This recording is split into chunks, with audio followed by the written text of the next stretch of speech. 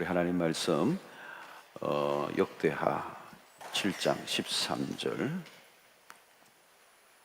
14절 두 구절만 읽겠습니다. 13절 14절 두 구절만 읽겠습니다. 역대하 7장 13절 14절 두 구절만 읽겠습니다. 이게 좀 울리는데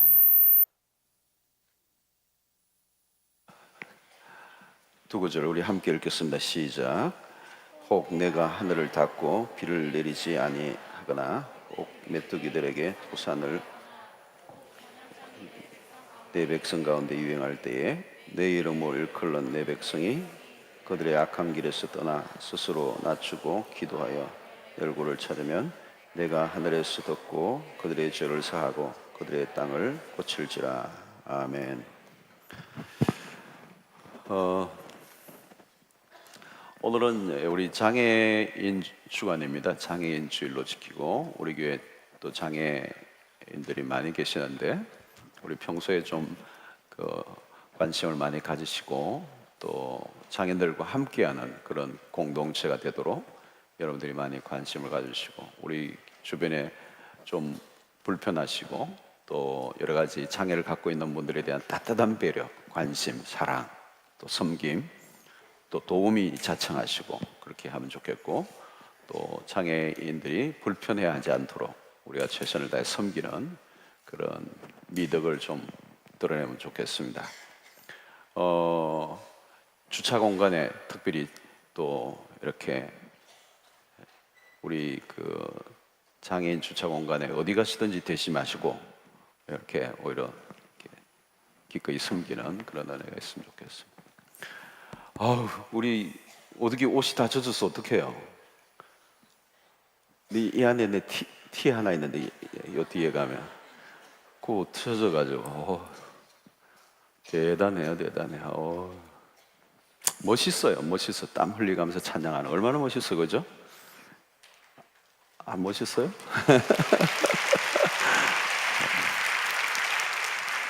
저는 막 뭐든지 최선을 다하는 분들 보면 너무 멋있어요. 와, 그냥 하는 것도 아니고 안 하는 것도 아니고 그런 거 아니고 완전히 그냥 막 하다가 죽을 것 같이 그렇게 하는 분들 멋있잖아요, 여러분.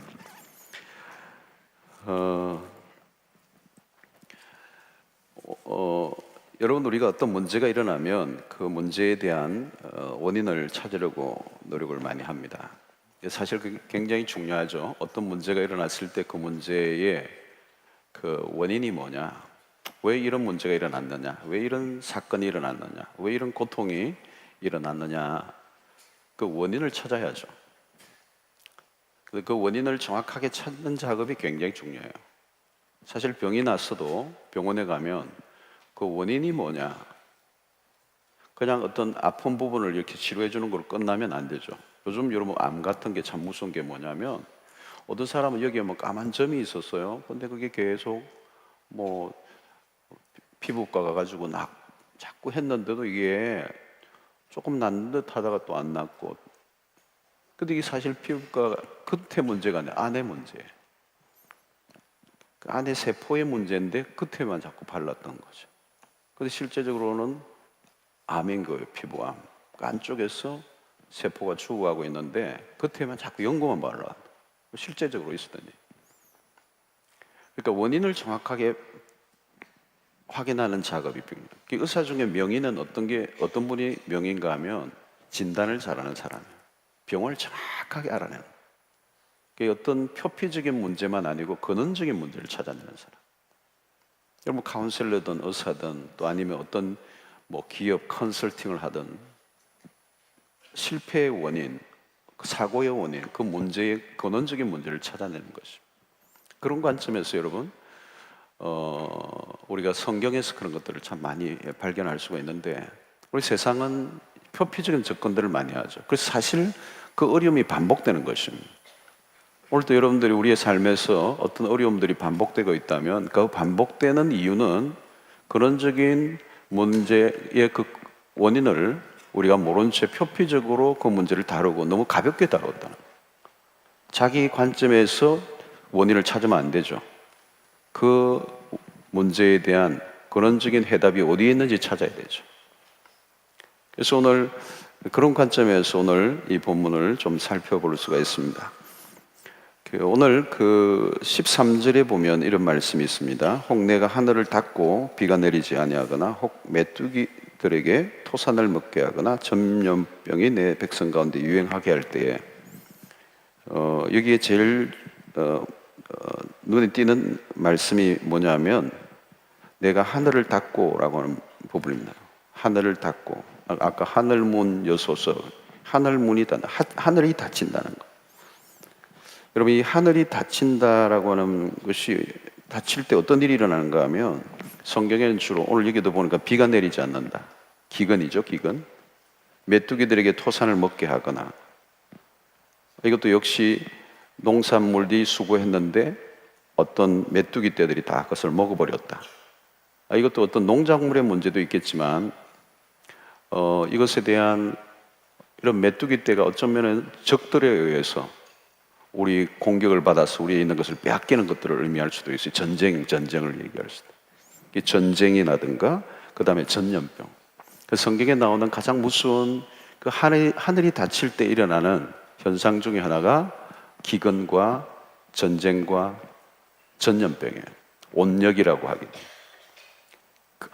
역병들이 생겨서. 여러분, 우리가 사람들의 어떤 잘못으로 인하여 인재라고 그러죠. 어떤 사고가 일어나서 많은 인명피해가 있는데 그 인재와는 비교할 수 없는 게 천재잖아요. 천재. 뭐 쓰나미라든가 아프리카도 이렇게 기근이 닥치면 그냥 어마어마한 사람들이 그냥 죽는 거죠. 여러분, 하늘이 닫힐 때는 사람이 어떻게 저항할 수 없다는 겁니다. 사람이 저항할 수 없는 어떤 일들이 일어나는데 그것을 가리켜서 우리는 성경에서 뭐라고 얘기하면 재앙이라고 얘기해요. 재앙. 다른 말로 표현하면 화라고 표현해요. 화가 미친다. 재앙이 임한다. 그건 사람들이 어떻게 그것을 극복할 수 없는 하늘이 닫히는 거죠. 엘리야 시대도 3년 6개월 동안 비가 오지 않았습니다. 여러분, 우리나라에 여름 한철에 잠깐 비가 안 와도 야단입니다. 그리고 물도 어디서 구할 수도 있고 뭐 강도 있고 그런데 그런 데가 없는 데서 3년 6개월이 가물렀다. 짐승이고 다 죽는 겁니다. 자, 이런 재앙, 이런 화, 인간의 모든 노력이 허사가 되고 마는 것. 인간이 그 재앙을 막을 수 없는 거죠. 그 성경에 보면 그런 일들이 많이 일어났죠, 여러분. 실제적으로 광야를 지나는데도 이스라엘 백성들이 그런 재앙을 경험한 적이 있습니다. 그러니까 모든 흥망성쇠가 어디 있느냐면 문이 하늘이 열리느냐 닫히느냐예요. 하늘이 닫히느냐 열리느냐. 하늘이 닫힌다는 말은 하나님이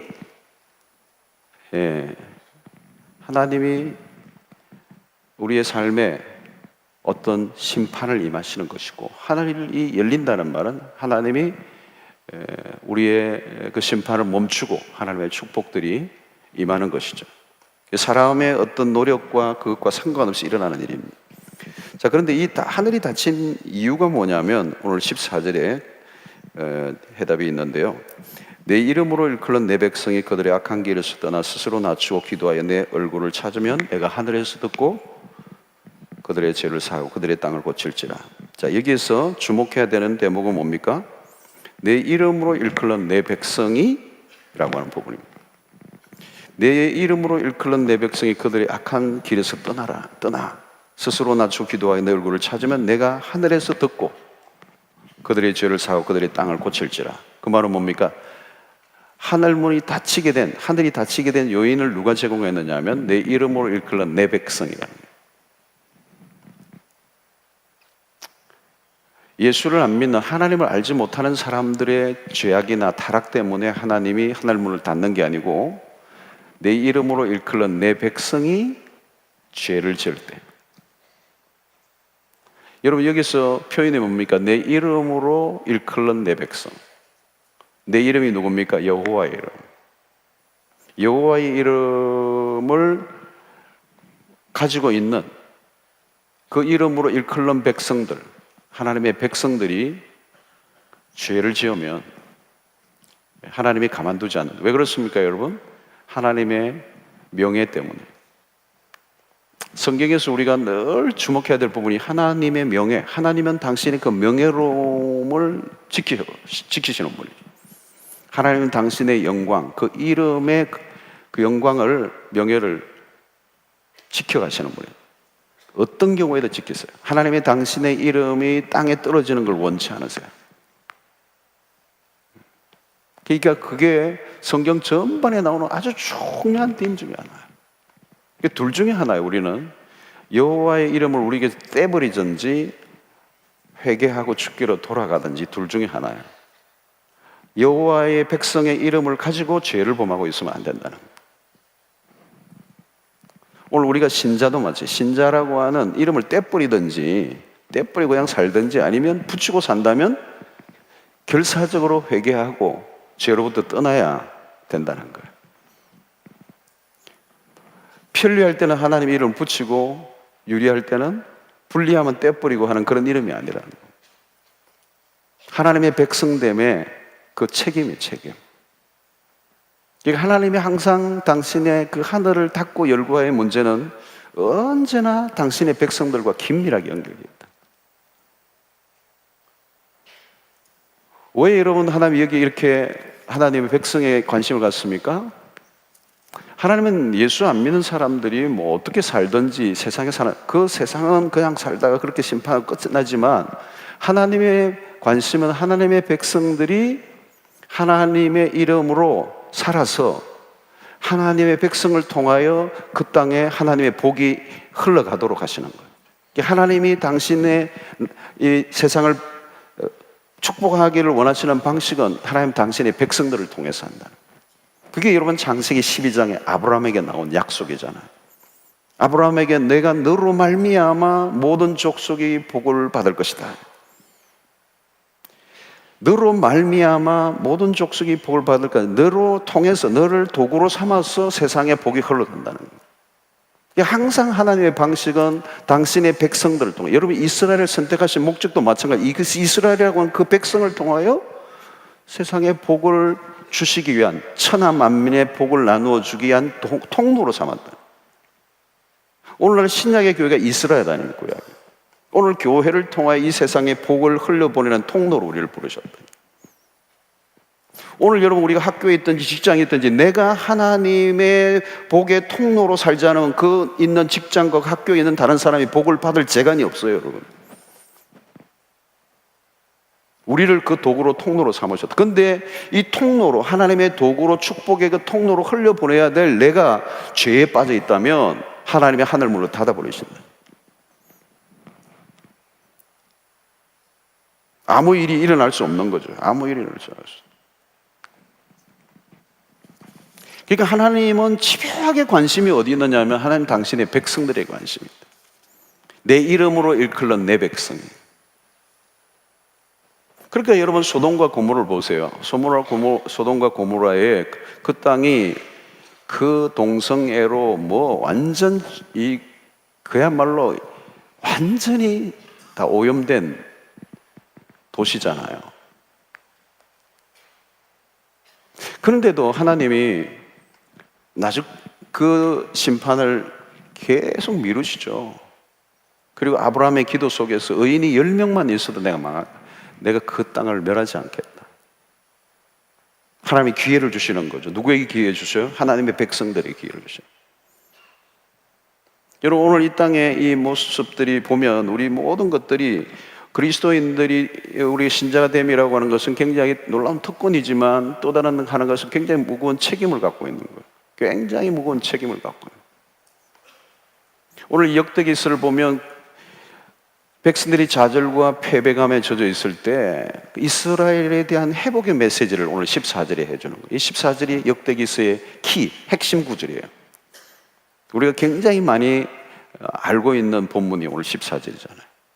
그 백성이 그 죄에서 돌이키라는 거예요. 그리고 마음을 낮추고 여호와의 얼굴을 찾으면 내가 그들의 죄를 사하고 내가 그들을 듣고 내가 그들에게 눈을 돌리겠고 닫힌 하늘의 문을 딱 열겠다는 거예요.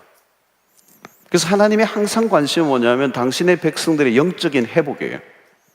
그래서 어떤 땅에 하나님의 놀라운 일들을 행하시기 전에 반드시 하는 게 뭐냐면 그 땅의 백성들 가운데 영적인 회복을 일으키시고 그 영적인 회복을 통하여 그 땅에 하늘이 열리고 그 땅을 복주신다는 거예요. 영적인 회복이 일어나느냐 일어나지 않느냐.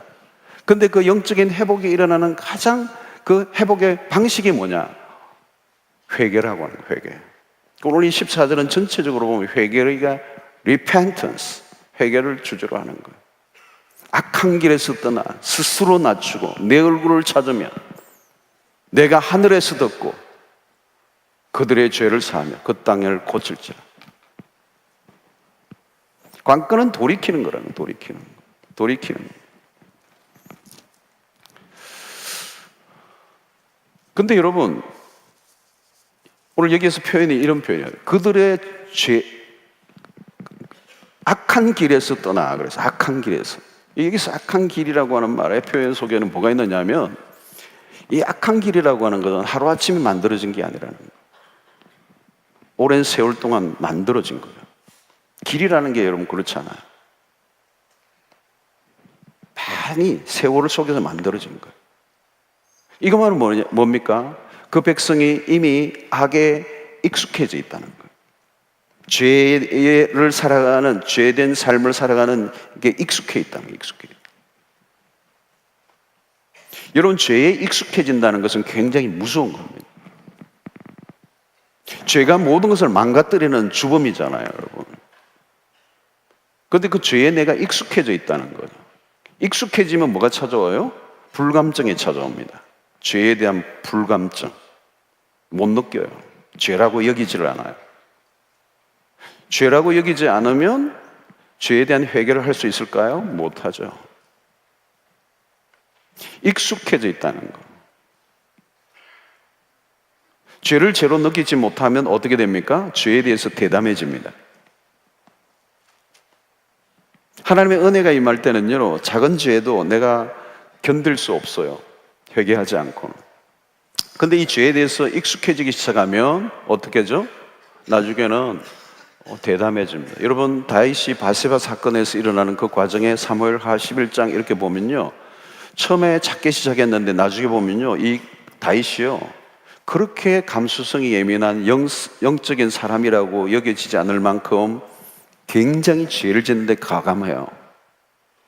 어찌 자기의 충신을, 그것도 국가를 위해 전쟁을 치르고 있는 그 충신의 아내를 범할 뿐만 아니라 그 충신을 전쟁터에서 나오게 해서 아주 교모하게 죄를 이렇게 은폐하려고 그러죠.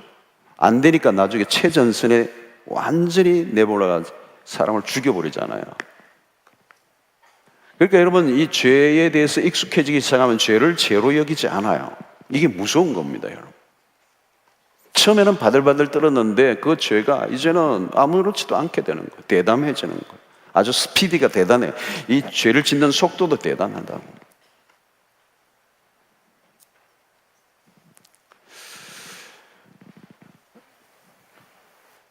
여러분, 하나님은 우리의 태도에 관심을 갖고 있어요. 우리가 어떤 태도를 가지느냐. 거기에 따라서 모든 것이 결정이 돼요. 우리 한국 교회가 지금 여러 가지 어려움을 겪고 있습니다. 그래서 우리가 회개하려고 이제 5월 25일 날 회개 집회를 앞두고 있는데요. 사실은 회개보다도 해운대에서 큰 집회를 하려고 계획을 했었어요. 한 30만 목표로 해서. 그런데 제가 이제 준비위원장으로 계획을 하고 준비를 같이 하는 가운데 하나님이 저에게 주신 마음은 아니라는 생각이 들어요. 계속 저에게 주시는 마음은 이 시대에 우리에게 필요한, 우리가 붙들어야 될 것은 회개밖에 없다, 이런 생각을 했어요. 그래서 회개에 초점을 맞춰 지금 하고 있는데요, 한국교회가 선한 영향력을 지금 드러내는 데를 실패하고 한국교회가 세상에 책임을 지고 또 이 땅의 문제를 끌어안고 회개하고 각성하고 엎드리는 이 부분에 있어서 문제가 생긴 것 같아요. 이전에는 여러분 한국교회가 세상에 영향력을 끼쳤습니다. 소수지만 한국 사회에 굉장히 영향을 끼쳤고 우리는 정말 국가의 애국심을 가졌고 또 국가의 문제를 자기의 문제로 끌어안고 눈물로 회개하는 일들이 있었습니다. 불과 몇십 년 전만 해도 여러분 한국의 곳곳에는 여러분 구국을 위한 기도하는 모임들이 굉장히 많았습니다. 서울에도 이러면 삼각산이나 이런 데 보면요, 그 안에 구국재단 같은 게 있어가지고 많은 사람들이 매일 올라가서 밤에 이 나라와 민족을 위해서 기도하고요. 세상 속에서 진짜 영향을 끼치고, 예수 믿는 사람들은 그래도 거짓말 안 한다, 예수 믿는 사람은 다르다, 예수 믿는 사람들은 뭔가 다르다, 영향력을 끼쳤어요. 근데 지금 한국 사회는, 오늘 한국 사회를 그래 바라보면서 우리 한국 교회, 우리의 신앙인들의 모습을, 자아상을 지금 보는 거죠. 이번에 이런 세월호 사건도 사실은 그냥 스쳐 지나갈 일이 아니에요. 요즘 하도 이제 이게 우리의 마음을 어둡게 해가지고 일부러 이제 얘기를 안 하고 좀 회피하려고 하긴 하는데 다 우울증이 걸리는 것 같아요. 근데 이게 여러분 몇백 명 그냥 안타까운 사건으로 그냥 읽고 지나가는 게 아니라 이 모습 속에 많은 메시지를 우리에게 주는 거죠. 여러분, 이 사건 속에서 가장 미운 사람이 누구예요, 여러분? 미운 사람 한 사람 있죠? 그 선장. 자기 혼자 살겠다고 막 나간 사람이 있잖아요. 근데 여러분, 그 선장의 모습 속에 혹시 나의 모습이 없습니까, 여러분? 책임을 지지 않고 자기 혼자 살려고 애를 쓰는, 주변의 고통과 죽음의 위기에 있는 것들을 전혀 의식하지 않는, 여러분, 그 속에 사이코패스적 기질이 지금 한국 사회 안에 얼마나 있는지 몰라요. 다른 사람의 고통에 전혀 안중에 관심도 없는, 철저히 나만을 추구하는. 여러분, 지금 우리 한국 사회가 OECD 국가 중에서 뭐 안 좋은 거 1위 다 하잖아요. 이혼율도 여러분 탑이에요, 탑. 가족 공동체가 깨졌어요. 저는 이 보고서 교육사들이 봤잖아요. 우리 교인들도 마찬가지예요. 세상과 똑같아요. 안에 지금 별 전쟁이 다 일어나요. 교인들 가정도 많이 깨졌어요. 아이들이 그냥 고통을 하고 있어요. 세월호 사건은 우리 한국 사회의 자화상이죠. 그대로 자화상이에요. 그게 침몰에 가는, 그래서 빠져 밑바닥에 곤두박질해 있는 그것이 나의 모습일 수도 있고, 한국교회의 모습일 수도 있고, 한국 국가일 수도 있고.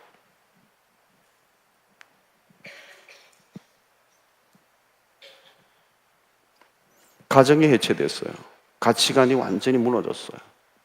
우리라고 하는 단어가 없어요. 나밖에 없어요. 여러분, 이 사건 안에는 사교 집단이 들어가 있잖아요. 구원파. 5대양 사건이라 해서 수없는 집단 자살극을 만들었던 미스테리적 사건. 그러나 정치적 끈앞으로 인해서 수없는 로비네가 미스테리로 덮어버리고 그 교주가 여전히 살아서 버젓이 활동하며 기업을 불려서 오늘 이런 일들까지 만들어낸 이 사교 집단이 여기 연루되고, 이게 기독교에서 파생된 이단이란 말이죠. 여러분, 신천지도 마찬가지잖아요. 젊은이들이 가출하고 가정이 파괴하고 부모와 자녀 간의 관계까지 깨트릴 정도로 반사회적인 것이면서도 오늘 이 한국 사회를 어지럽게 하는데, 이것에 대해서 한국교회가 책임이 없다고 말할 수 있을까요?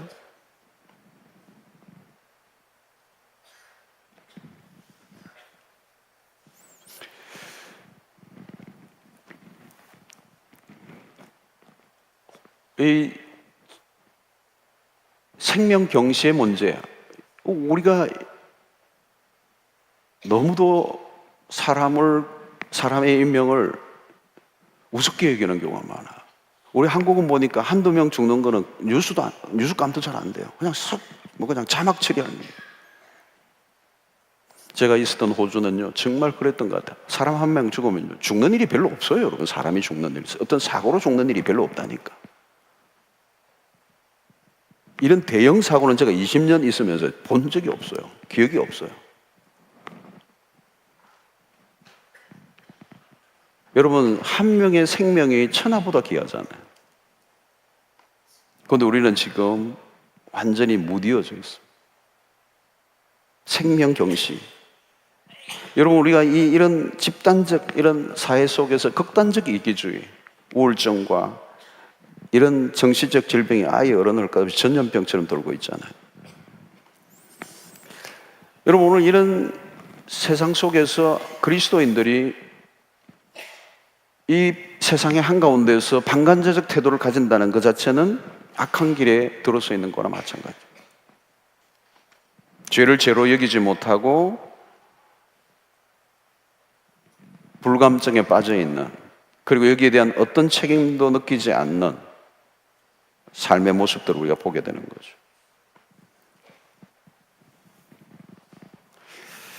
여러분, 오늘 13절과 14절이 말씀은 굉장히 단순한 얘기입니다. 돌이키라는 거예요. 돌이키라. 하나님의 백성들에게 명령하는 거예요. 돌이키라. 그러면 하나님이 회복을 약속하시는 거죠. 그런데 문제는 우리가 죄에 대해서 그렇게 민감성이 갖고 있지 않다는 거예요. 죄에 대한 심각성을 모르고 있다는 거예요. 죄가 가져오는 중대한 결과가 무엇인지를 우리가 알지 못한다는 거예요. 여러분, 세상 사람들은 회개하지 않습니다. 회개를 몰라요. 회개 단어가 뭔지, 회개의 날 하는데 회개가 뭔지 몰라요. 회개는 하나님께 하는 거죠. 죄는 하나님께 지은 것이고 그 회개는 하나님께 하는 것입니다. 그러니까 하나님의 백성들만이 회개할 수 있는 것이고 하나님의 백성들의 해야 할 가장 중요한 일은 바로 회개라는 거예요. 그런데 여러분, 우리도 모르게 우리 자신이 우리의 죄를 솔직하게 드러내고 또 회개하지 않는, 그래서 신앙생활을 오래 하다 보면 나는 스스로를 정당화하고 나는 괜찮은 사람인 것처럼 자기를 포장하고 나와 상관없다고 얘기하고 나는 의인인 척 그렇게 착각할 때가 많아요. 여러분, 이런 사건들이나 많은 걸 읽어보면 우리는 다 정죄하고 손가락질하지만 이게 나와는 전혀 상관이 없는 것처럼 여길 때가 많죠. 여러분, 오늘 우리나라가 부패 지수가 굉장히 후진국 수준입니다. 이번에 이런 것도 많은 부패들이 얽혀져 있는 거죠.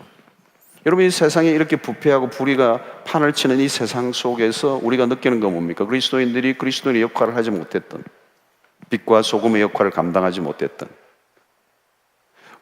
바닷물이 2%만 소금기가 있어도 그 속지 않는데 우리가 그 역할을 하지 못했다는 거예요. 여러분, 예수님이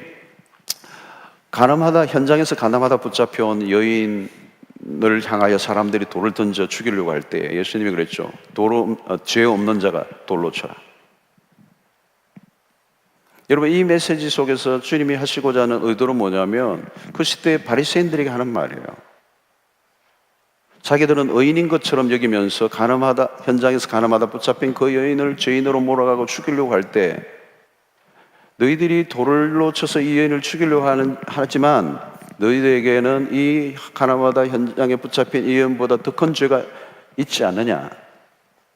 오히려 여러분, 가늠한 여인이나 이런 죄인들은 하나님께 더 가까이 나올 수 있는 가능성이 있는 사람들이에요. 그러나 그 시대 바리새인들은 하나님으로부터 점점 멀어져가는 죄인 중에 죄인들이죠. 그러나 자기를 포장하고 의인인 척하는 사람들, 이들은 결코 회개하지 않는 사람들. 회개하지 않는 사람들이 뭐예요? 바리새인들이죠, 여러분. 그들은 하나님과 먼 사람, 하나님과 전혀 관계없는 사람. 그래서 예수님이 굉장히 혹독하게 책망을 하시죠. 이 회칠한 무덤들아, 독사의 자식들아. 여러분, 오늘 우리는 우리의 자신들의 죄를 솔직하게 인정하고 고백하고 드러내는 용기를 가져야 돼요. 내 안에 있는 은밀한 죄들, 하나님의 백성이 자기의 죄를 감추지 않고 고백하고 드러내고 인정하고. 여러분, 죄가 드러나는 두 가지 방법은, 하나는 자기가 스스로 자기의 죄를 드러내는 것, 그게 회개예요. 그러나 내가 내 스스로 내 죄를 드러내지 않으면 하나님이 그 죄를 드러내세요. 그러면 그건 심판이 되는 거예요. 하나님이 드러내시면 그건 심판이 되는 거예요. 내가 드러내고 고백하면 회개가 돼요. 용서를 얻어요. 하나님 앞에 숨길 수 있는 죄가 없다는 것입니다. 여러분, 오늘 죄 문제로 죄에 대한 설교하니까 전부 다 주눅이 들어가지고 오늘 내가 이 죄를 6번 얘기하고 있다는 거 아니에요.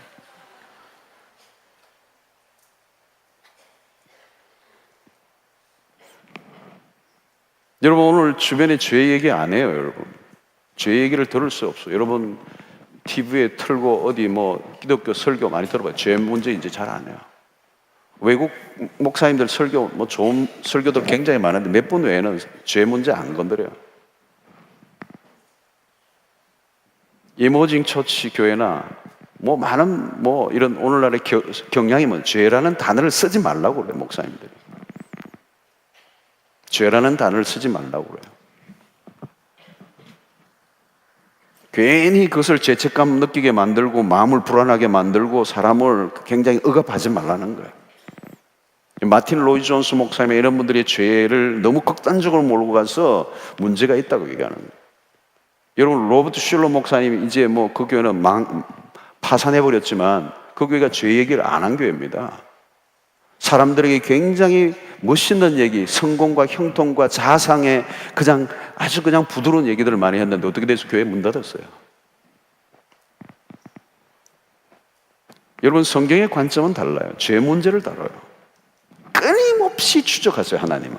여러분, CCTV나 첨단 추적 장치들을 지금 요즘 많이 발전되잖아요. 인간이 그 정도 만들었다면 하나님은 아주 하이 테크놀로지, 불꽃 같은 하나님의 눈을 피할 수가 없습니다. 불가능해요. 하나님은 당신의 백성들의 태도, 삶의 태도, 특별히 죄의 문제에서 집요하게 다뤘어요. 개인의 삶도 마찬가지입니다, 여러분. 죄 문제가 해결되지 않으면, 죄 문제를 하나님과 나와의 관계 해결하지 않으면 내 삶에 문이 닫혀 있는 거예요. 안 열어주세요. 열어주실 수가 없어요, 여러분. 죄 문제가 해결 안 됐는데 내가 뭘 열어주세요? 열어주면 안 되죠, 여러분. 그릇이 완전히 오염덩어리인데 거기에 뭘 집어넣어요? 하나님의 축복에 담길 수가 없는 거예요. 여러분, 뭔가 내 삶이 자꾸 꼬이고 뭔가 어그러지고 뭔지 내 삶이 뒤틀리고 뭔가 될 것 같은데 안 되고 뭐 꼬이고, 여러분, 하나님과 나와의 관계 속에서 가로막고 있는 어떤 것들이 없는지 살펴볼 필요가 있어요.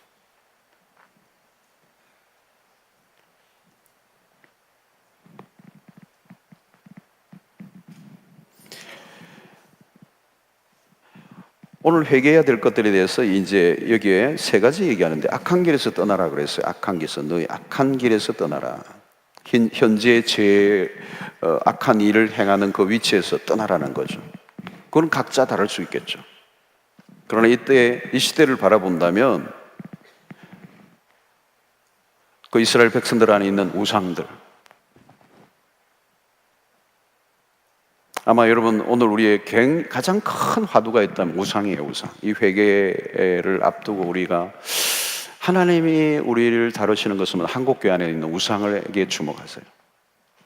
한국교회 안에 있는 우상, 교회 안에 있는 우상, 우리의 신앙 안에 있는 우상, 우리가 하나님을 정말 섬기느냐는 거예요. 우리가 하나님을 섬기는 것 같은데 그 안으로 깊이 들어가 보면 하나님이냐는 거예요. 여러분, 여기에 우리 부모님들도 보면 말이죠, 요즘도 시험 기간 되니까 아이들이 뭐 한 몇십 명이 줄어요. 그 부모님이 아예 못 보내는 거죠. 입시라고 하는 문제 앞에. 왜 입시가 그렇게 중요하죠? 물론 여러 가지 이유가 있지만 살아가는 삶의 어떤 중요한 수단이겠죠. 근데 그 신앙 위에 있는 거죠. 한국 사회는 시험하면 수능 시험 이거 전부 다 떨잖아요. 난 최근에 들었는데 영어 그 듣기 시험 칠 때는 비행기도 기차도 안 뜬다면서요? 이 나라는 하늘에 비행기도 안 뜨고 그때는 모든 것을 잠재우는 대한민국. 아, 대한민국. 대단한 나라죠. 신자도 떨어요, 시험 앞에. 그래서 성령도 떠신다 그래요, 시험 앞에서는. 여러분, 우리의 우상이 뭡니까, 여러분? 부모들은 자식이에요. 근데 들여다보면 자식이 아니에요. 자기예요. 자기 만족이라고. 여러분, 오늘 돈이 우상 아닙니까? 돈으로부터 자유로운 사람이 있습니까?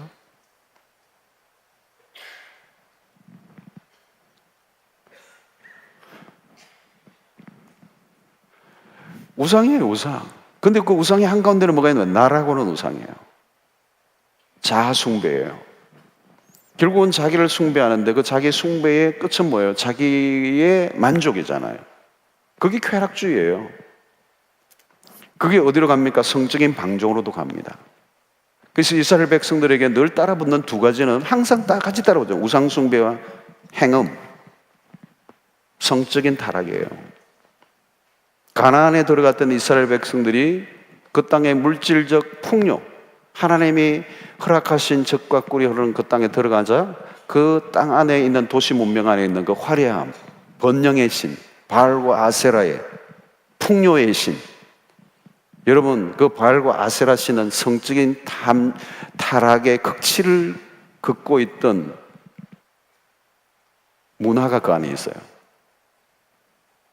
여러분, 오늘 우리 한국 사회에 있는 이 엄청난 성적인 방종과 타락, 도덕적인 부패가 얼마나 많습니까?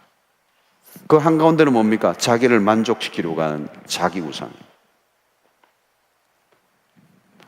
신앙도 자기 우상을 합리화하고 자기를 만족하고 자기의 세상의 성공과 출세를 이루기 위한 수단으로 신앙을 수단화하는, 거기에 우리의 신앙이, 교회가 기복주의를 조장하고 번영의 신학을 얘기하고. 여러분, 오늘 기독교의 신앙은 그런 게 아니에요. 우리가 그리스도의 고난을 주의를 지냈습니다, 여러분. 우리가 이런 온 국민의 애도를 하는 이 분위기 속에서 우리가 뭘 느꼈느냐면 이 속에 하나님의 침묵을 우리는 배우는 겁니다. 예수님의 그 아들을 십자가에 매달면서 그 매달아 놓으시고 하나님이 침묵하시는 하나님. 여러분, 성경의 욥기서라든가 예레미야서라든가, 예레미야 애가 같은 애가죠, 여러분. 예레미야서라든가 욥기라서라든가, 예수 그리스도의 이런 모습들을 통해서 우리에게 들려주는 그 깊은 그 고통하는 애가를 우리가 들어야 돼요. 번영과 성공과 화려함과 세상의 영광을 추구하는 종교가 아니에요. 끊임없이 고통하는, 십자가의 길을 가는, 그 시대에 철저하게 우는, 절규하는, 눈물을 흘리는 외로운 길을 걸어가는. 결코 신앙의 길은 화려하지가 않아요, 여러분. 멋있지가 않아요, 여러분. 굉장히 터프해요. 번영과 출세와 성공과 자기 만족을 추구하는 그 세상적인 그런 종교들은 널려져 있어요. 나를 만족시켜 줄 것 같은 우상들은 이 세상에 널려져 있다고.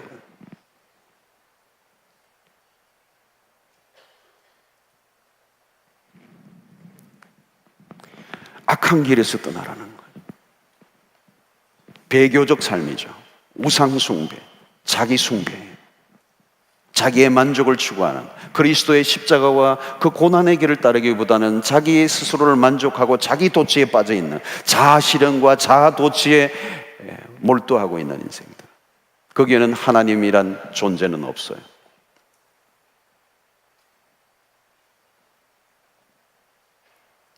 여러분, 우리의 한국 기도가 이렇게 위기에 몰려왔던 것은 하나님이 말씀하시는 그 길이 아닌 다른 길을 갔던 거예요. 우상숭배의 길. 오늘 또 모든 수단과 방법을 동원해서 내 목적과 내 길을 추구하기 위한 하나님을 도구화하는 이 길에서 떠나야 된다는 거죠.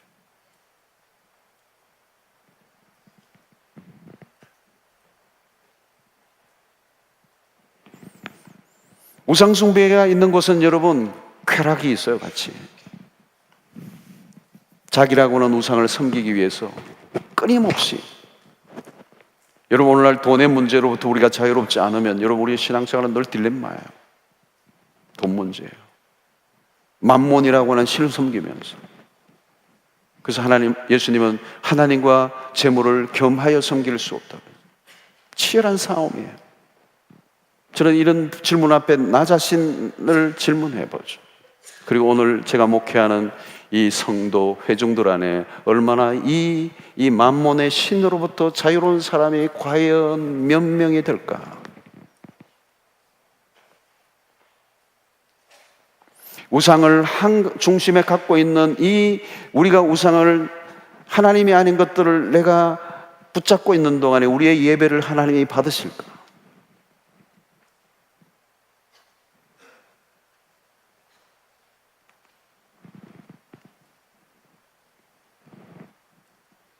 저는 오늘 또 언어 예배는 내가 잠시 표현했는데, 내가 20년 만에 한국에 돌아와가지고 아직 문화적 충격이 많아요. 한국이 너무 변해 있어가지고. 근데 안에 있는 사람들은 잘 모르더라고요. 익숙해져 있어요. 근데 저는 너무 충격이 많아요. 문화적 충격이 커요. 20여 년 전에 봤던 한국교의 모습이 아니기 때문에 굉장히 고통이 많죠. 적응이 아직 잘 안 돼요. 제가 20여 년 전에 부목사로 있을 때, 수영로 저쪽으로 타 있을 때도 철학기도 할 때는요, 제가 이제 철학기도를 오랫동안 인도를 했어요. 목사님이 설교하기 전에 30분 인도를 했는데, 그때 제가 어떤 기도를, 기염이 30분 딱 기도 인도하고 오면요, 저는 완전히 탈진을 해버렸어요. 온몸에 샤워고 저 뒤에 완전 탈진한 상태 속에서 완전히 뻗어버렸어. 30분 절규. 창자가 뒤틀리는 듯한 절박함이 있었어. 절박함. 하나님. 근데 배에 기름이 끼면 그렇게 안 나와요. 배가 부르면.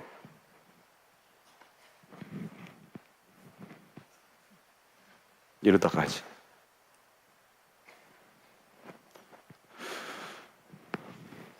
여러분 오늘 여기 두 번째 말하면 스스로 낮추라는 거죠.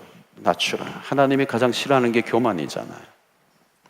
왜 하나님이, 여러분 교만하면 하나님이 반드시 다루세요. 그 교만을.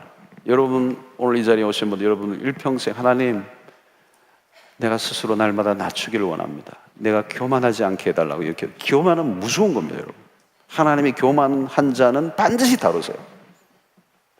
내가 어떤 영역에 교만하면 반드시 거기서 꺾으세요.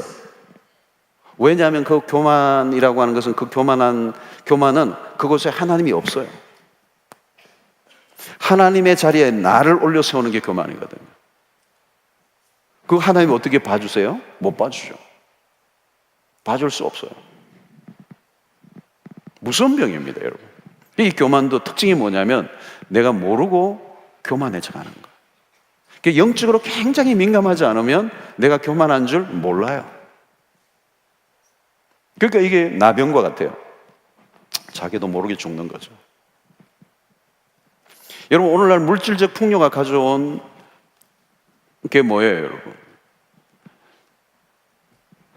교만이에요. 배가 부르니까. 하나님을 간절히 찾지 않는, 하나님 외에 나는 다른 길이 없습니다라고 하는 질박함이 없는 상황은 뭐예요? 교만인 거죠. 하나님 없이도 살 수 있는, 오직 주만을 구하지 않는. 여러분 우리는 교만할 게 하나도 없는 사람들이에요. 근데 우리는 교만이 쉽게 돼요. 원죄와 같아요. 교만이 너무 쉽게 교만해요. 여러분 우리 한국 사람이 이 외국인 노동자들에 대하는 거 보면 너무너무 교만해요. 옛날에 우리가 독일 광부로 가고 그 시신을 만지는 간호사로 가고 그렇게 힘들고 어려웠을 때에 그 생각을 안 하는 거예요. 이 세상에 인종차별이 가장 심한 나라가 대한민국이라고 그러잖아요. 외국인들이 막 증오를 하고 자기 나라로 돌아가는 거예요. 우리가 돈이 좀 생겼다고 교만한 거예요. 돈이 좀 생겼다고 기도 안 하는 거예요. 돈이 생겨도 하나님 찾지 않는 거예요. 교만. 세 번째는 내 얼굴을 찾으라는 거예요. 관심이 다른 곳에 있는 여호와께로 얼굴을 향하라는 거예요. 여러분, 오늘 우리가 너무 분주하게 살아갑니다. 분주하게 살아가는 이유가 뭘까요? 다 바빠요. 너무 바빠요. 근데 바쁜 이유가 뭐냐는 거예요. 바쁘면 좋죠. 바쁜 게 다 나쁜 건 아니에요. 근데 왜 바쁘냐는 거예요. 그 바쁜 것 안에 뭐가 있습니까? 탐욕이 있는 거죠. 욕심이 있는 것입니다. 자기의 욕망이 있는 거죠. 욕망이 강한 거죠. 그래서 유진 피스 목사님이 분주함은 배교적 행위다 그랬어요. 하나님이 없어. 그 분주함 속에는 하나님이 없어. 자아의 그 욕망이 강하기 때문에 그것을 성취하기 위해서 분주하다. 그건 배교의 길을 가고 있다는 거예요. 여러분, 내가 좋아하는 것을 쫓아 살다 보니까 어느 날 내 얼굴이 하나님을 향하고 있지 않는 거예요. 여러분 자세히 보세요. 우리가 하나님에게 정말 전심으로 향하고 있는가? wholeheartedness, 전심으로 여호와께로 향하고 있는. 여러분 신앙생활 안 하고 있다는 얘기가 아니라 신앙생활 하긴 하는데 굉장히 미온적인, 전심으로 다하지 않는, 하나님을 전적으로 구하지 않는.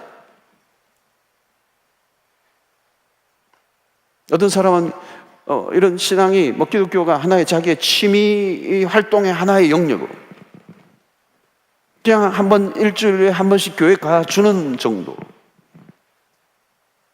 그 외에는 우리가 하나님을 전혀 찾지 않는, 일주일 동안 전혀 하나님과 무관한.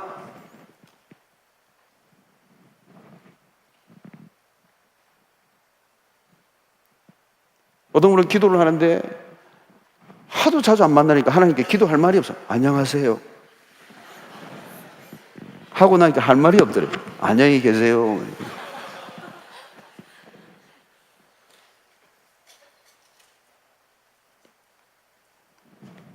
여호와께로 마음이 향하지 않는 거죠. 여러분 미온적 신앙생활은 탈선이에요. 영적 탈선이에요.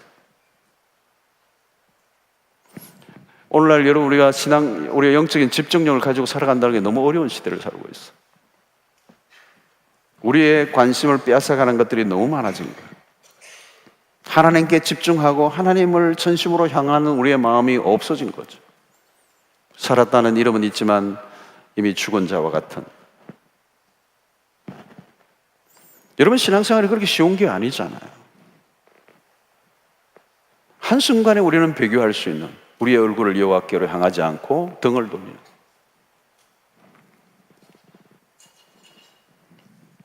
여러분 오늘 우리는 역사적으로 굉장히 중요한 시대를 우리는 살고 있습니다. 세계적인 또 성교학적인 이런 관점에서 보면 우리는 이 마지막 때를 살고 있습니다. 매우 위급한 시대를 살고 있어. 우리가 영적으로 눈을 열면 이 시대가 얼마나 위급한 시대인지, 우리가 어떤 태도로 살아야 될 것인지를 우리는 깨닫게 해주시는. 오늘 이 말씀, 내 이름으로 일컬는 내 백성이 그들의 악한 길에서 떠나 스스로 낮추고 기도하여 내 얼굴을 찾으면 내가 하늘에서 듣고 그들의 죄를 사하고 그들의 땅을 고칠지라. 회개밖에 없다는 거죠. 여러분 회개가 할 때 회개의 타이밍이 굉장히 중요해요. 회개가 늦으면 의미가 없어져요. 회개할 때 회개해야 됩니다. 그래서 여러분 이 회개도 하나님께서 은혜를 주셔야 돼요. 이번 5월 25일 날도 우리가 모여서 한번 모였다고 되는 게 아니라 여러분의 심령으로 지금부터 매일매일 하나님께서 내 영 안을 열어주시고 내 진정한 모습을 보게 해주십시오. 라우디게아 교회에 하신 말씀처럼 헐벗은 나를 보게 하십시오. 가련한 나의 눈을 열어주십시오. 안약을 발라 내 눈을 뜨게 하셔서 오늘 나의 모습을 진정으로 보게 하시고 이 시대의 모습을 진정으로 보게 해주십시오. 이게 보여야 되잖아요. 보여야 내가 뭘 기도해야 될지, 내 모습이 보여야 되고 이 시대를 보여야 되고 우리 주변을 볼 수 있어야 돼요. 영적으로 앙상한. 여러분 세계적으로 기독교에, 여러분 영국이 해가 지지 않는 나라였었던 전성기가 온 세계 선교사를 파송했던 나라예요. 그 시대예요. 하나님이 사용하시는 거죠. 그러나 그들이 복음의 힘을 잃어버렸을 때 영국은 더 이상 역사 속에서 하나님이 쓰시질 않아. 지금 기독교 인구 3%밖에 안 돼요. 영국이. 영국에 가면 여러분 놀라워요.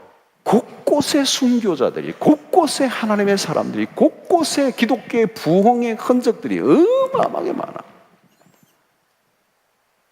거기서 공부한 분들에 의해서 가이드를 봤는데요, 가슴을 치겠더라고. 이렇게 역사에 남는, 역사에 기가 막힌 부흥기가 있었는데 하나님이 촛대를 옮기시고, 여러분 지금 미국은 그런 위기를 당하고 있어. 중국에게도 지금 휘청거리고 있어요. 미국의 영화가 끝이 나고 있어요. 여러분 다원주의에 둘러싸이고 미국의 교회들 안에, 심지어는 장로교회 안에도 동성애법을 합법화시키는, 기독교의 복음주의가 약화되고 세속주의가 밀고 들어가고 자유주의 신학이 들어가고 선교사들은 혈격하게 죽고 촛대를 옮기시는 거예요. 우리는 5월 25일 날 우리는 한국교회 위기를 맞았어. 우리가 함께 책임의식을 느끼고 한국교회를 회복을 위하여 다시 새로운 부흥을 위해서, 여러분 우리의 회개가 하늘문을 여는 역사가 일어날 수 있다고 믿고 우리가 각자가 하나님 앞에 나아갈 때, 여러분 이 통일이라는 문제도 우리가 풀 수 있는 문제가 아니에요. 많은 사람들이 통일에 얘기하지만 막연하잖아요. 그런데 이 통일은 우리가 할 수 있는 일이 아니에요. 하나님이 하늘문을 여셔야 되는 거예요. 21세기 분단의 국가에 이 고통하는 이 절규, 이 탄압과 억압 속에 인권이 유린되고 지하의 교회 사람들이 어마어마한 고통을 받고 있는 이 시대, 여러분 우리나라 사람보다 해외에, 제가 스웨덴 분들이나 호주 분들이나 곳곳에 여러 해외 우리와 전혀 피가 섞이지 않는 사람들이 이 북한 땅 노스 코리아를 위해서 매주 모여서 기도하는 사람들을 보면서 도전을 받아요. 그들이 한국으로 와서 판문점 근처에서 북한 땅을 바라보며 정말 머리가 노란 사람들이 노스 코리아 그리고 이 땅의 통일을 위해 기도하는 것을 보면서 도전을 받았던 적이 있어요. 그런데 정작 우리는 그 일에 대해서 눈물로 기도하지 않을 때가 많아요. 여러분 이 땅을 하늘이 열리는 역사, 그 길은 하나님의 내 이름을 일컬는 내 백성이 기도하는 것. 어떤 기도죠? 회개 기도예요. 그것은 이 땅에 하나님의 축복을 가져오게 하는 길일 뿐만 아니라 내 개인과 가정과 내 삶의 모든 공동체 안에 하늘 문이 열리고 하나님의 축복이 임하는 열쇠가 된다고 믿습니다. 회개를 통하여 하나님이 우리 가운데 복을 주실 뿐만 아니라 우리를 통하여 이 땅에 복이 흘러가기를 원하십니다. 오늘 우리의 영안을 열어주시기 원합니다. 하나님이 기다리고 계시죠. 그래서 저는 해운대 집회를 준비하는 마음이, 하나님 어쩌면 이게 우리의 마지막이 될지도 모르겠는데 하나님 한번 긍휼히 여겨주십시오. 불쌍히 여겨주십시오. 사람이 많이 모인 게 중요한 게 아니라 그날 하늘이 열리고 하나님의 자비와 은혜를 베풀어 주신 그 은혜가 임할 때 이 회개의 역사의 운동이 부산에서 시작하여 전국으로 번져나고 통일의 문을 열고 평양에서도 집회를 하는 그런 회복의 역사가 일어나게 되기를 갈망하는 것입니다. 여러분들의 삶에 하늘이 열리는 역사가 있게 되기를 바랍니다. 하늘이 열리면 막을 자가 없는 것입니다. 죄의 문제는 아프지만 그 죄의 문제를 하나님 그리스도 예수의 보혈을 믿고 통과하면, 힘들고 어렵지만 내가 회개하고 통회하고 내 자신을 깨뜨리는 것은 굉장히 때로는 힘들고 수치스럽고 부끄럽고 때로는 내가 원망스럽기도 하지만, 그러나 예수 그리스도의 보혈을 믿고 우리가 기꺼이 회개하는 삶을 살아갈 때 하나님이 우리에게 자비를 베푸시고 은혜를 부어주실 줄로 믿습니다. 어떤 경우에도 죄를 숨기고는 형통하지 않는다는 것, 성경의 약속이에요. 죄를 숨기고는 형통하지 못할 것이다. 죄가 그대로 있는 동안에 우리의 삶은 막혀 있어. 이 죄를 해결하지 않고는 문이 열리지 않아요. 어떤 것보다도 시급하죠. 어떤 것보다도 다급하죠. 어떤 것보다도 우선순위가 뭐예요? 그 죄로부터 돌이키는 것이죠. 하나님을 얼굴을 찾고 내 마음을 낮추고 악한 길에서 떠나는 이 구체적인 행위가 일어나게 될 때 그동안 막혀있던 모든 것들이 뚫려지는 놀라운 역사가 있게 될 줄로 믿습니다. 우리 시간에 찬양 하나 하고 기도하겠습니다.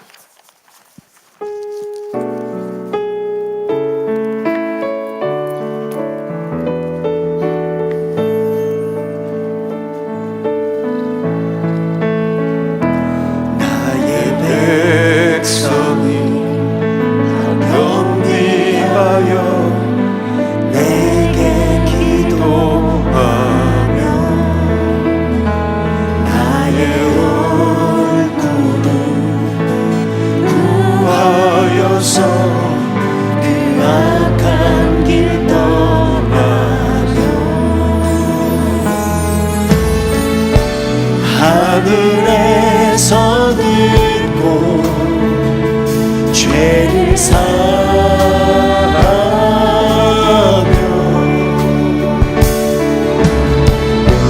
그들의 땅을 고치리라.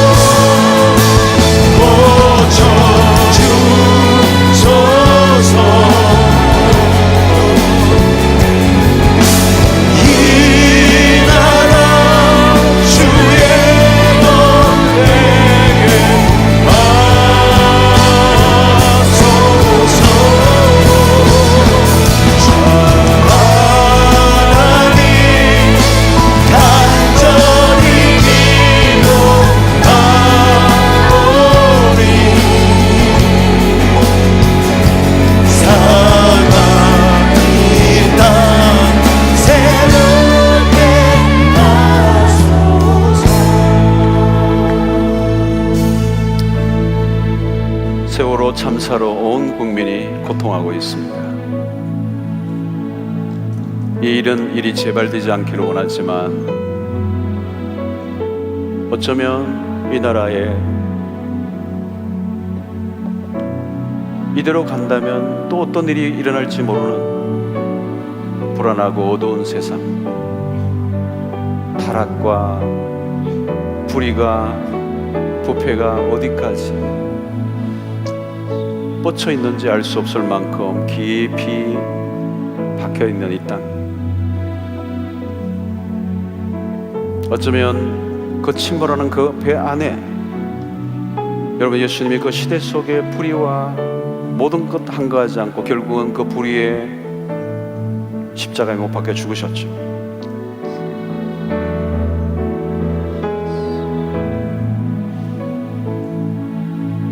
여러분, 오늘 우리가 우리 자신들의 위치에서 십자가를 지셔야 합니다.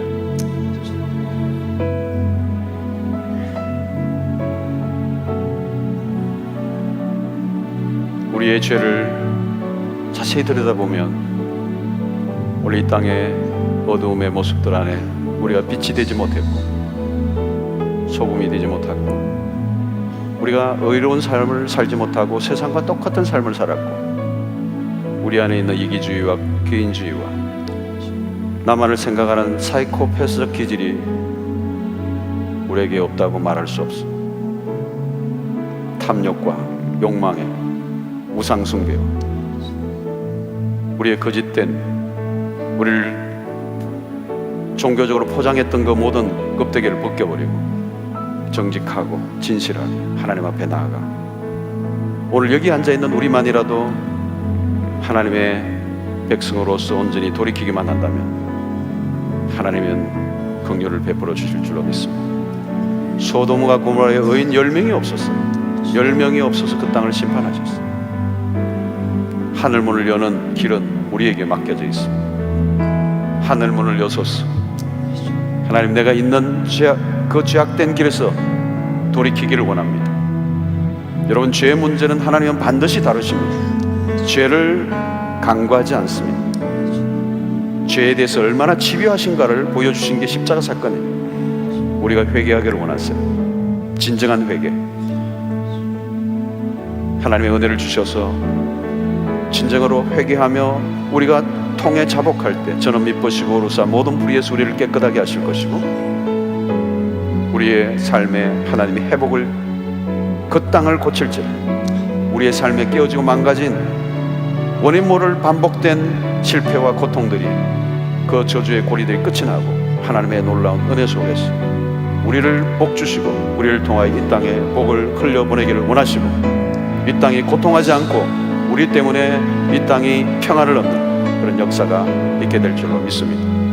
하나님, 그 은혜 주시고 우리가 진정한 회개의 영성으로 살게 하시고 죄와 타협하지 않고 죄를 즐기지 않고 죄와 싸워 이기는 저희들이 되게 하시고 진정한 회개의 삶을 살게 하시고 또 거룩한 삶을 터닝하게 하여 주십시오.